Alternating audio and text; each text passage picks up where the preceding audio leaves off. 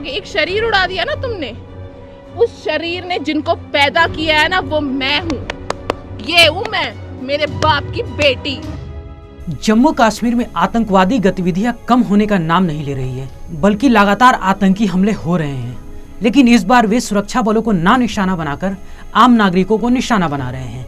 इसका सबसे ज्यादा शिकार हो रहे हैं घाटी में रह रहे कश्मीरी पंडित। लगातार घाटी में आतंकी घात लगाकर कश्मीरी पंडितों को मार रहे हैं।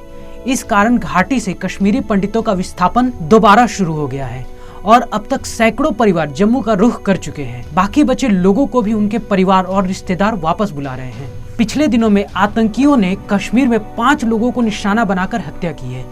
इसमें 3 लोग अल्पसंख्यक हिंदू हैं तो 1 अल्पसंख्यक सिख। कश्मीर में जिन 3 अल्पसंख्यक हिंदुओं की हत्या हुई है उसमें से एक थे माखन लाल बिद्रू। इनको 5 अक्टूबर को उनके ही मेडिकल की दुकान में घुसकर आतंकवादियों ने गोली मार दी।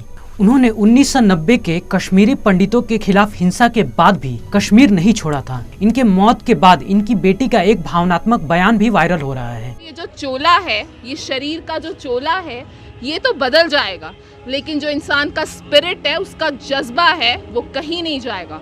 Makhanlal Bindroo will be alive in the spirit, and Mr. who shot my father dead while he was working. If you have the guts and courage, come in. क्या करोगे? एक शरीर उड़ा दिया ना तुमने। उस शरीर ने जिनको पैदा किया है ना, वो मैं हूँ। ये हूँ मैं, मेरे बाप की बेटी।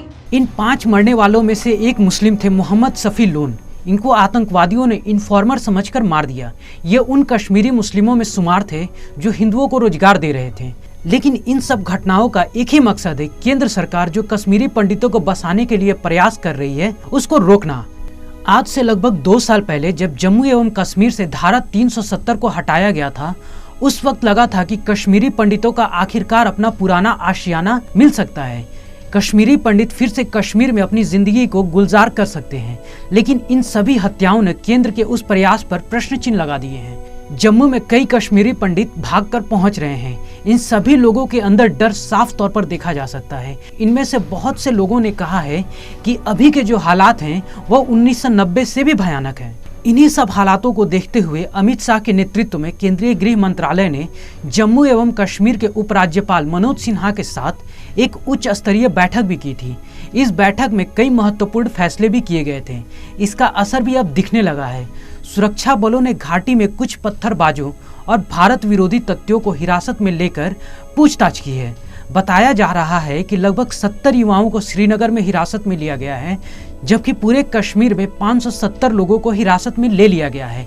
इसके अलावा भी कश्मीर में बड़े अभियान की तैयारी चल रही है। इन सभी घटनाओं पर उपराज्यपाल मनोज सिन्हा ने भी बयान दिया है। हम उसको स्वीकार करते हैं, लेकिन कोई स्पेसिफिक इस तरह का इनपुट नहीं था। हाँ, मुझे ऐसा लग रहा है कि उस पार बैठे लोगों को या यहाँ जो आतंकवाद बढ़ाना चाहते हैं, उनको जब ये सूचना मिलती है कि टूरिस्ट इन्फ्लक्स बढ़ रहा है, उनको जब ये सूचना मिलती है कि नहीं इंडस्ट्रियल इन्वेस्टमेंट यहाँ आने वाला है, तो निश्चित रूप से उसमें व्यवधान पैदा करने की एक सोची समझी साजिश है और इस साजिश को नस्तनाबूद करना होगा। इस पूरे इकोसिस्टम को ही समाप्त करने का हर पुरजोर प्रयास किया जाएगा। लेकिन एक बात तो साफ हो गई है कि इन सभी घटनाओं ने कहीं न कहीं 19 जनवरी 1990 की याद दिला दी है, जब कश्मीर में आतंकवादियों ने जब आज़ाद भारत में पहली बार कश्मीर से उनके ही मूल निवासी को विस्थापित होना पड़ा था। मूल निवासी बोलने का मतलब है कश्मीरी पंडित। 1990 में कश्मीर में भीषण दंगा हुआ था। इस दंगे में लाखों लोगों को विस्थापित होकर जवाहर टनल के उस पार यानी जम्मू की ओर रुखसत होना पड़ा था। 19 जनवरी से पहले लगातार कश्मीरी पंडितों को कश्मीर छोड़ने की धमकी दी जाने लगी थी। इसके अलावा कश्मीरी पंडित महिलाओं का बलात्कार किया जाने लगा। एक आतंकवादी बिट्टा कराटे ने अकेले 20 लोगों को मारा था। इस बात को वो बड़े घमंड से सुनाया करता था। Jammu Kashmir liberation front in सभी घटनाओं में सबसे आगे था। सरकारी आंकड़ों के मुताबिक 60,000 परिवार कश्मीर छोड़कर भाग गए थे। उन्हें आसपास के राज्यों में जगह मिली, लेकिन आखिरकार 19 जनवरी 1990 को सबसे ज्यादा 4 लाख लोग विस्थापित हुए थे।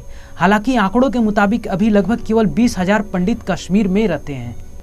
हाल में हुई इन सभी घटनाओं ने कहीं न कहीं उस डरावनी याद को फिर से ताजा कर दिया है और कश्मीरी पंडितों के मन में फिर से वह भय समाहित हो गया है। इसको दूर करना सरकार की जिम्मेदारी है। CN राष्ट्रीय के लिए अंकित सिन्हा की रिपोर्ट।